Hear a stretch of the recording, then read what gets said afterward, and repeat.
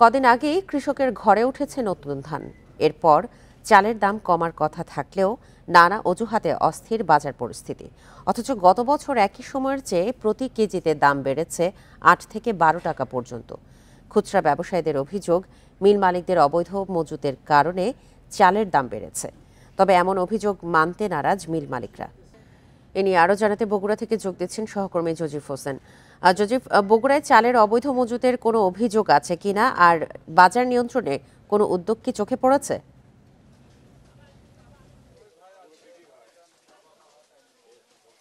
দেখুন, চালের বাজার নিয়ন্ত্রণে এখনো পর্যন্ত বগুড়ায় আমি তেমন কোনো আসলে অভিযান কিংবা কোনো যে মনিটরিং হবে সেটা কিন্তু এখনো পর্যন্ত দেখিনি। তো সেই ক্ষেত্রে আসলে চালের বাজারটি যেভাবে ছিল সেই স্থিতিশীল অবস্থাতেই রয়েছে যখন থেকে ভারত এবং মায়ানমার থেকে যখন চাল আমদানি শুরু হয়।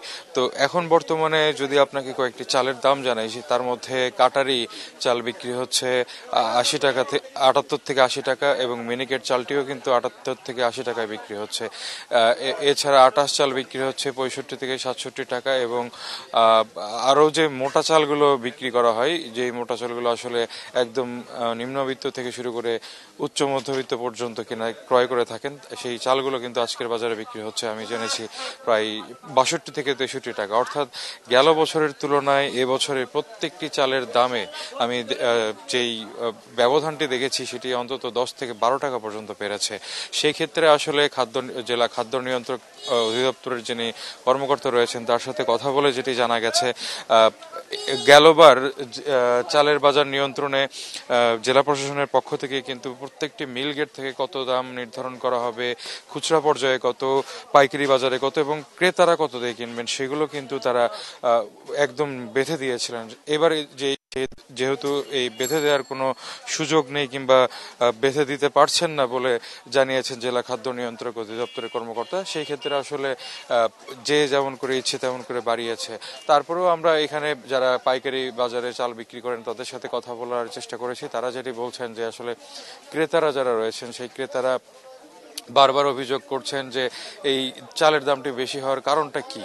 তো সেই ক্ষেত্রে ব্যবসায়ীরা বলছেন, ব্যবসায়ীরা অভিযোগ ছুড়ে দিচ্ছেন আসলে যারা মিলার তাদের দিকে। আবার মিলাররা বলছেন যে তারা যে ধান কিনছেন সেই ধানটি কিন্তু এখনো পর্যন্ত পর্যাপ্ত নেই।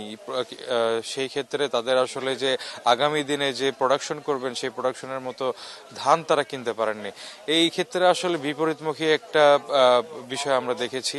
এখন যে অবস্থা আসলে রয়েছে চালের বাজারে, সেই ক্ষেত্রে ক্রেতাদের মনে ব্যাপক অভিযোগ যে যেহেতু এখন বর্তমানে আপনি জানেন যে শীতকালীন শাকসবজির দাম অনেকটাই কমে এসেছে এবং নাগালের মধ্যে, আরেকদিকে সেই স্থানটি দখল করেছে এই চালের বাজার। তো এই চালের দামটা যাতে নিয়ন্ত্রণ করা হয় সেই ক্ষেত্রে আসলে ক্রেতা এবং ভোক্তাদের একটাই দাবি, জেলা প্রশাসন এবং খাদ্য নিয়ন্ত্রক অধিদপ্তরের পক্ষ থেকে যাতে পর্যাপ্ত ব্যবস্থা। জজিফ, আমরাও আশা করছি প্রশাসন এই বিষয়ে কঠোর নজরদারি দিবেন। আপনাকে অসংখ্য ধন্যবাদ।